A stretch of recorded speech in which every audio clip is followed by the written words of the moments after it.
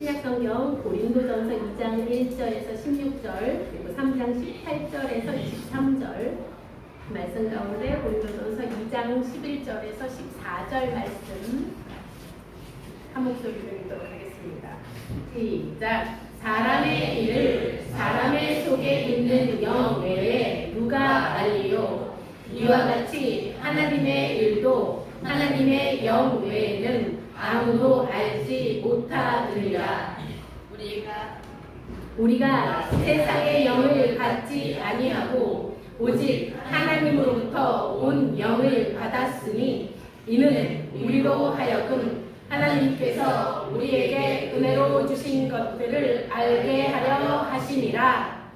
우리가 이것을 말하거니와 사람의 지혜가 가르친 말로 아니하고 오직 성령께서 가르치신 것으로 하니 영적인 일은 영적인 것으로 분별하느니라. 육에 속한 사람은 하나님의 성령의 일들을 받지 아니하나니 이는 그것들이 그에게는 어리석게 보이며 또 그는 그것들을 알 수도 없나니 그러한 일은 영적으로 분별되기 때문이라. 아멘. 물음표와 느낌표 사이라는 말씀으로 박철수 목사님께서 말씀을 해주시겠습니다. 말씀대로 살아가기가 쉽지만은 않아요. 굉장히 힘든 거고요. 그게 제가 이렇게 설교 제목이 물음표와 느낌표 사이인데 우리 인체 중에서 지금 물음표하고 느낌표가 어디 같아요? 물음표가 머리, 느낌표가 가슴. 이 사이 거리가 불과 극0이거든요. 그죠? 그 가운데 뭐가 있어요? 입이 있습니다. 물음표와 느낌표 사이에 입이 있어요. 그래서 입에서 나오는 고백을 들으면은 이 사람이 머리를 위주로 하는 물음표 사람이구나, 아니면 가슴을 위주로 하는 느낌표 사람이구나 알 수가 있습니다. 말을 들어보면, 고백을 들어보면. 그런데 이게요, 한약적으로 보면 머리는 차갑고 발은 따뜻하고, 이게 이제 기본이거든요. 건강한 기본. 그래서 발은 차가우면 병이 들고요, 머리는 뜨거운 병이 들어요. 열이나면 머리가 아파요. 희열제목 있잖아요. 열을 낮추면 머리가 아파요. 영적으로 보면 이게 가슴이 뜨거워가지고 이게 어떻게 되냐면은 머리에 있는 것들을, 세상 지혜를 하나하나 물음표들을 녹여서 없애야 됩니다. 그게 이제 여러 가지 반응이 나타나는데, 한약 진단법 중에 이제 점이라든가 이런 걸 보고 이제 진단하는 그런 방법들이 있는데, 저는 그걸 별로 믿지 않는 사람인데, 왜? 저는 머리 위주로, 물음표 위주로 이렇게 공부하고 이런 사람들이 그걸 믿지 않는 거예요. 제가 경험을 했습니다. 어느 날 갑자기, 여러분들 혹시 기억하시나 모르겠어요. 어느 날 갑자기 여기에 공격만큼하게 검버스처럼 짙게 피부가 변색이 됐습니다. 이게 이제 여러 가지 방법을 쓰는데도 없어지지 않았어요.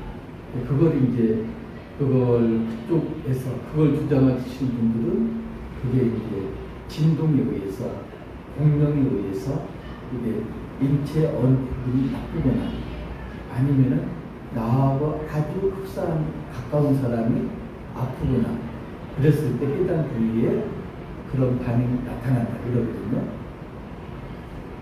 근데 이제 제 큰 누님이 저하고 거의 흡사해요. 모든 게. 갑자기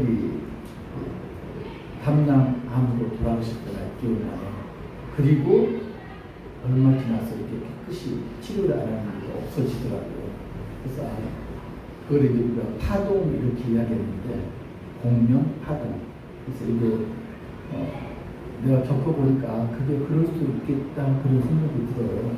그러면서 손흥민 집사님 보면서 얼굴이 빨개졌는데, 그게 이제 아마도 그럴 수도 있겠구나. 아주 손흥민 집사님과 가까운 분, 그분에게 생긴 문제가 없어지면은 그런 생각이 들었어요, 제가. 그래서 뭐 치료하지 않아도 되겠다 그런 마음이 생각이 들었습니다. 금방 치료될 것 같아요. 네. 그래서 이제 보면은 바울이 지금 고린도 교회를 향해서 편지를 쓴 거잖아요. 그런데 고린도 교회가 어떤 형편이었죠? 고린도시가 황무도시였고요. 돈이 많은 부유한 도시였고, 그리고 거기에 유행하는 게 그 도시를 끌고 있는 게 헬라 문화였고요.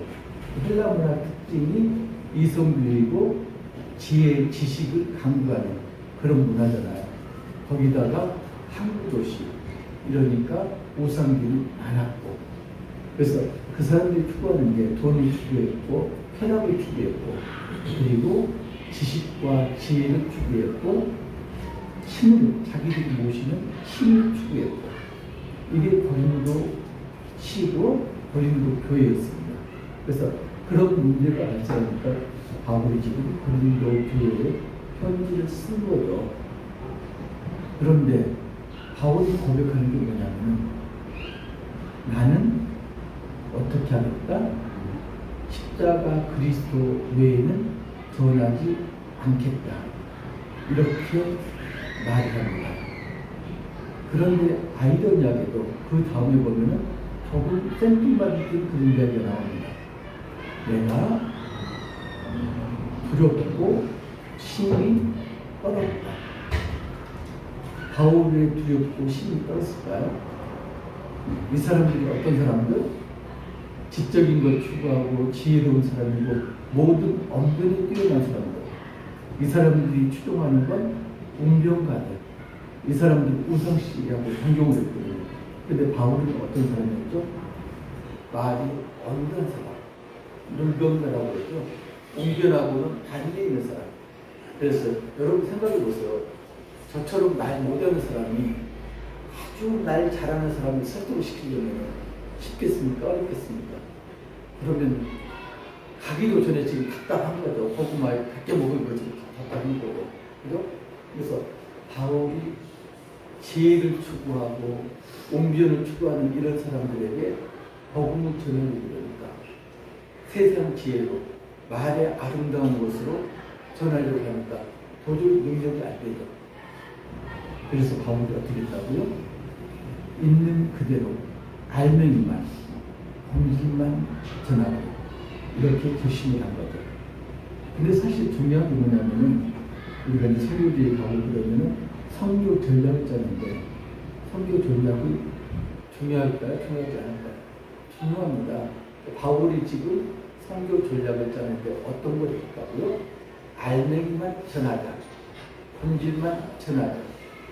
이렇게 지금 작정하고 고린도 교회를 설립을 했는데 고린도 전서 9장 20절에서 22절을 보면은 유대인들에게 내가 유대인과 같이 된 것은 유대인들을 얻고자 하며 일곱 아래에 있는 자들에게 내가 일곱 아래에 있지 아니하라. 일곱 아래에 있는 자 같이 된 것은 율법 아래에 있는 자들을 얻고자 하며 율법 없는 자에게는 내가 하나님께는 율법 없는 자가 아니요 도리어 그리스도의 율법 아래에 있는 자이다. 율법 없는 자와 같이 된 것은 율법 없는 자들을 얻고자 하니라. 약한 자들에게 내가 약한 자와 같이 된 것은 약한 자들을 얻고자 하며 내가 여러 사람에게 여러 모습이 된 것은 아무쪼록 몇 사람이라도 구원하고자 함이니 내가 복음을 위하여 모든 것을 행하며 복음에 참여하고자 합니다. 바울이 복음을 전하는데 그 상황, 대상에 따라서 맞춤 전도를 했다는 이야기죠. 그래서 지금 고린도에서 맞춤 전도를 하는데 어떤 걸 했다? 본질만 전하겠다. 이게 이제 후대의 변질이 됩니다. 맞춤 전도가 선교 현지화 전략으로 변질이 돼요. 그게 무슨 말이냐면 어떤 종족에게 복음을 전할 때 그 종족의 문화를 존중하자. 그리고 복음을 전하자. 의도는 굉장히 좋은데 나중에 어떻게 될까요? 땀문제입니다. 그래서 캐톨릭이 들어갔는데 아프리카 캐톨릭, 남미 캐톨릭, 중국 캐톨릭 이렇게 색깔이 달라져 버리는 거예요. 본질을 전해야 되는데 본질을 망각하고 현지하고 짬뽕 된 겁니다. 바울이 지금 하는 건 현지하고 혼합하다 이게 아니고요. 예수 그리스도 본질만 전하자 이렇게 작정을 한 겁니다. 그래서 이 사람들에게 복음을 전하는데 이 사람들이 어떤 사람인가요? 세상적으로 지혜로운 사람들. 그런데 이 지혜가 하나님 보시기에는 어떤 지혜다? 어리석은 거다. 헛된 것이다. 그리고 자기 꾀에 자기가 넘어가는 그런 게 세상 지혜다. 그런데 하나님의 지혜는 합당한 사람들에게 은혜를 주셨다. 그걸 이제 바울은 온전한 사람이라고 표현합니다. 그 지혜는 어디로부터 오느냐? 성령으로부터 온다. 그래서 그거 만세 전부터 그 창세 이전부터 하나님께서 예비해 놓으신 것인데 그걸 믿는 자에게 선물로 주셨다. 그래서 세상 지혜가 아니고 하나님의 지혜를 바르면 어떻게 됩니까? 그래서 첫 번째는 내가 세상에서 지혜롭다는 그걸 이게 나를 속이는 사기극이다. 이걸 깨달아야 한다. 자기를 속이는 것이라고 하죠. 이게 자기 기만이라고 그러는데 나도 속고 있는 거예요. 내가 지혜롭다고. 그렇지 않나요? 세상적으로 지혜로운 사람. 지금 얼마나 지혜로워요. 그죠? 지식도 넘쳐나고요. 지식이 평균화가 되잖아요.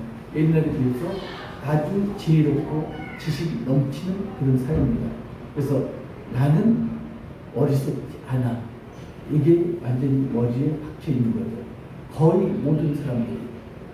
그런데 그게 어떻게 해서 그렇게 됐을까요?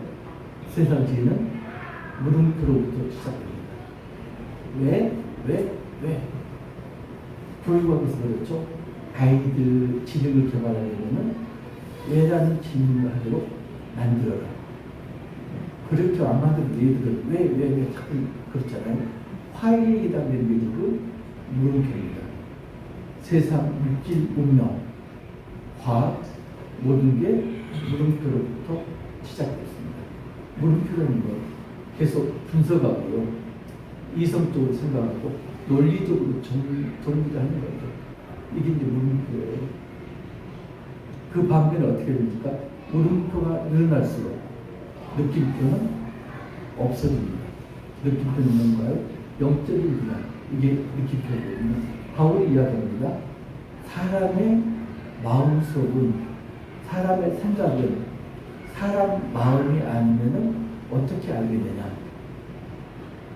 근데 또 반대로 생각하는 사람은 좀 누군지 내가 좀 생각하는데 한 길, 10길, 6길 속은 알아도 한 길 사람 속은 모른다. 또 바로 나오잖아요. 아무튼 사람 생각은 사람의 영, 사람 마음만이 안다. 똑같은 이치로 하나님의 생각은 성령만이 아신다. 그래서 성령의 선물을 받으면 성령의 지혜를 우리가 얻게 되죠. 그래서 하나님의 지혜를 얻으면은 내가 비록 지금까지는 세상적으로 지혜롭다 이렇게 여겼을지언정 그게 아니다는 걸 깨달으죠. 하나님 지혜의 시각으로 보면 세상 지혜가 어리석은 거니까 내가 어리석다 깨달은 순간 나는 세상 지혜에서 멀어지고 하나님 지혜로 옮겨오는 거죠. 혹시 소금이나 멸치 사셨나요? 소금, 멸치 파종 적고 있잖아요. 저 평생 사재기 한 번 해본 적이 없거든요. 아직까지. 일들이 많았잖아요. 라면도 사고 쌀도 사고 뭐 이런 게 많았잖아요. 한 번도 그래 본 적이 없어요. 우리 집 쌀은요 이렇게 5kg씩 사먹거든요. 많이 안 사요. 많이 사면은 괜히 그 분내라고 그러죠. 그렇게 해가지고 조금씩 사서 먹는데 그런 큰 일이 있을 때마다 뭐 북한에서 터뜨리고 이런 일이 있을 때마다 라면 사려고 쌀 사고 이러면 우리는 5kg를 넘어본 적이 없거든요. 그런데 어느 날 갑자기 집에 소금이 그대로 쌓여있고요. 멸치가 이게 박스로 쌓여 있는 거예요. 그 주범이 뭔가요? 아까 잠깐 나왔습니다. 온전수를 방문한다고 그러니까 그걸 지금까지 지켜왔던 걸 위험무야 같은 거예요. 그래가지고 지도에 그렇게 있더라고요. 자, 근데 본질이 뭔가요? 지금 소금 파동, 멸치 파동의 본질이 뭐죠? 온전 오염수잖아요. 그런데 정말로 지금 윤석열 정부하고 여당이 하는 거 보면 완전히 광신도들이 하는 그런 행동을 그대로 하고 있습니다. 내 말이 옳으니까 아무 소리 말고 내 말만 듣고 따라와. 과학적으로 아무 문제 없어. 과학적이란 말이요 굉장히 무슨 말이에요. 과학적이라는 것은 그때 당시의 수준으로 최고라는 거예요. 그러니까 과학적으로 안전하다. 지금 과학적 수준으로 안전하다. 가로치고 뭐가 있죠? 시간이 지나면은 아닐 수도 있어. 이걸 이야기하는 거예요. 지금 얼마나 그런 일이 많았어요. 약도 그랬죠. 약품들도 아무 문제 없어. 그런데 몇 년 지난 다음에 정말로 기형하고 부사되는 이런 일들 비일비재하죠. 과학적으로 그런 위험증이 있는 거예요. 근데 그건 말을 하지 않고요. 과학적으로 안전해. 그리고 한마디 더 하면 배운 사람, 알만한 사람. 왜 그 선동에 놀아나느냐. 정말로 안타까워요. 그걸 보면 지금 밖으로 드러나는 현상만 보고 있고요. 본질이 묻혀 있어요. 본질이 뭐다? 방사능은 위험하다. 온전수는 위험하다. 본질이 묻혀 있고요. 그게 과학이라는 포장하에, 미명하에 묻혀 있는 거죠. 바로 지금 말하는 것도 그거예요. 지혜의 말의 아름다움도 복음을 전하지 않겠다. 포장하지 않겠다는 거죠. 바울이 전하는 건 뭐만 전하겠다? 십자가의 그리스도만 전하겠다. 코끼리가요, 어떻게 생겼는지 우리 알잖아요. 그죠? 근데 옛날에는요, 코끼리를 보지를 못했어요. 그래서 코끼리 이야기하면은, 옛날에 그래서 몇십 년 전 아니고, 몇백 년 전, 한 2000년 전, 이때는 코끼리 이야기를 하면은 상상의 동물.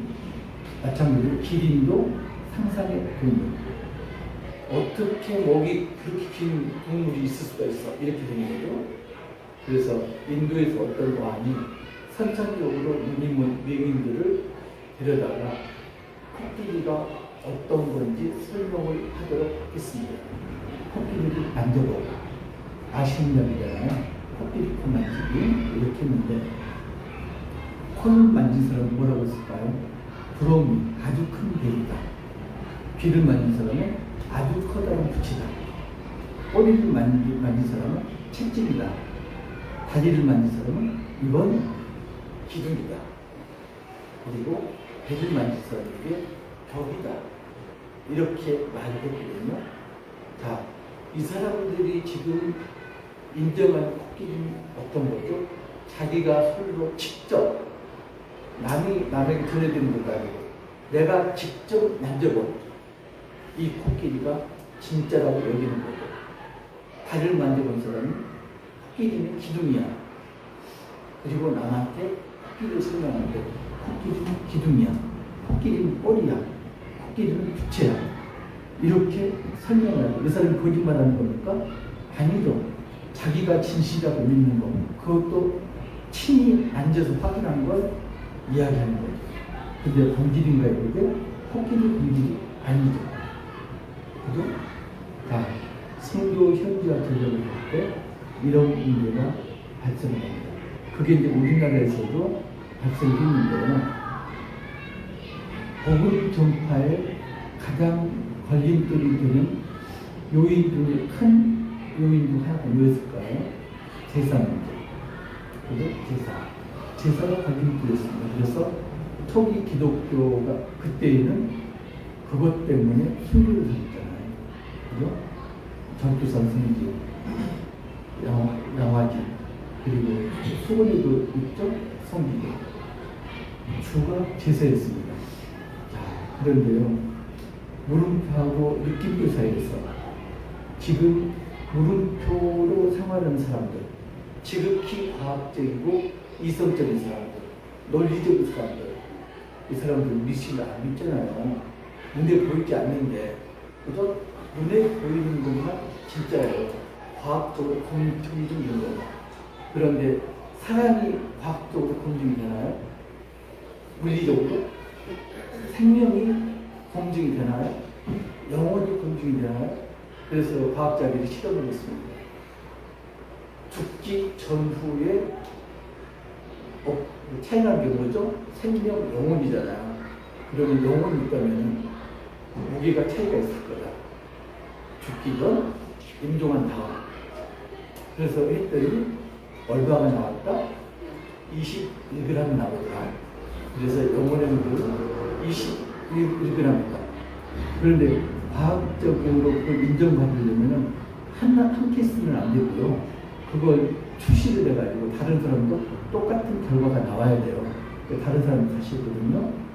들쭉날쭉 나옵니다. 심지어는 오히려 무게가 늘어난 그런 케이스도 있고요. 그래서 유형만 됐습니다. 결국은 영혼을 밝히지 못했습니다. 제사 문제가요, 머리로 이성적인 그런 생각을 하는 사람들이 제사를 안 지내야 돼요. 당연히 그래야 돼요. 근데 제사를 지내고 있거든요. 제사 지낼 때 어떻게 하죠? 음식을 차려 놓습니다. 왜요? 흠향이라죠. 음식의 향기를 귀신이 맡는다고 차려 놓습니다.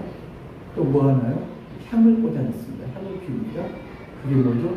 향이 귀신하고 소통모가 되는 거죠.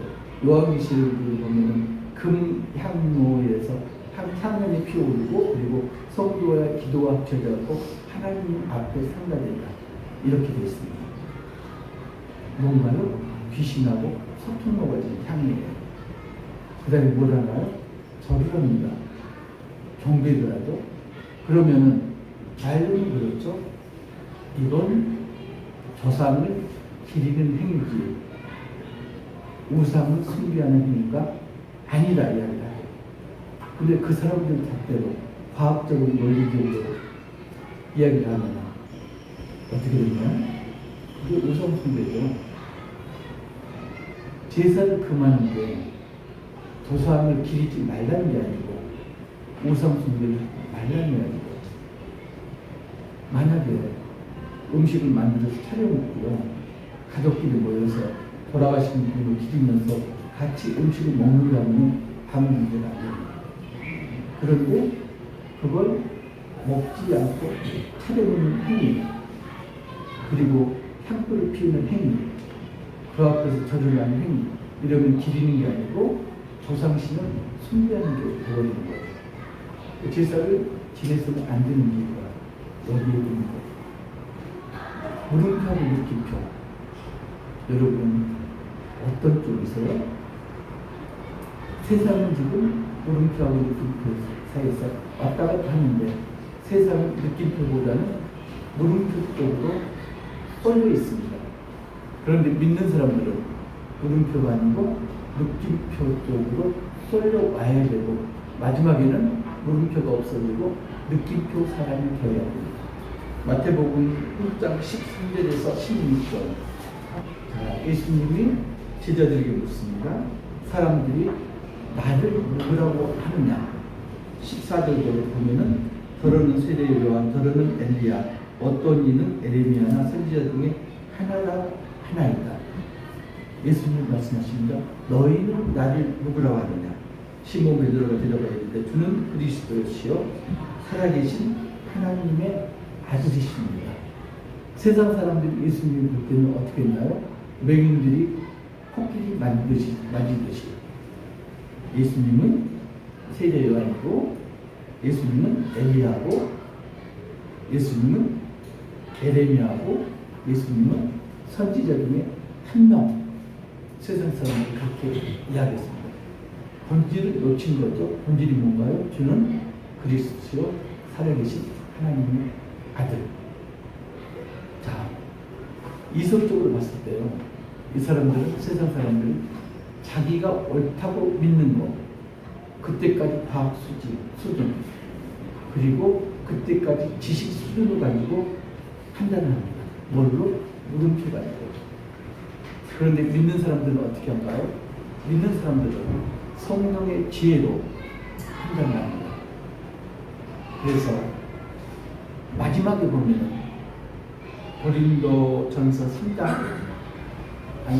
마지막 부분에 보면은 어떤 게 나오나요? 사람을 자랑하지 말라는 말씀. 그리고 사람을 왜 자랑하지 말라는 겁니다.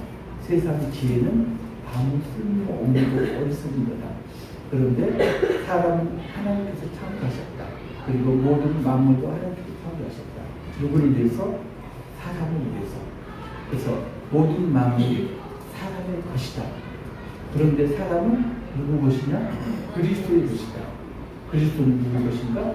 하나님의 것이다. 그럼 결국은 사람은 누구 것이다? 하나님의 것이다.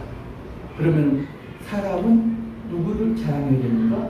사람이 아니고 만물이 아니고 그리스도만 자랑을 해야 된다. 바울이 그렇게 결론을 냈습니다. 왜 이 이야기를 하나요? 고린도 교회가 분열됐습니다.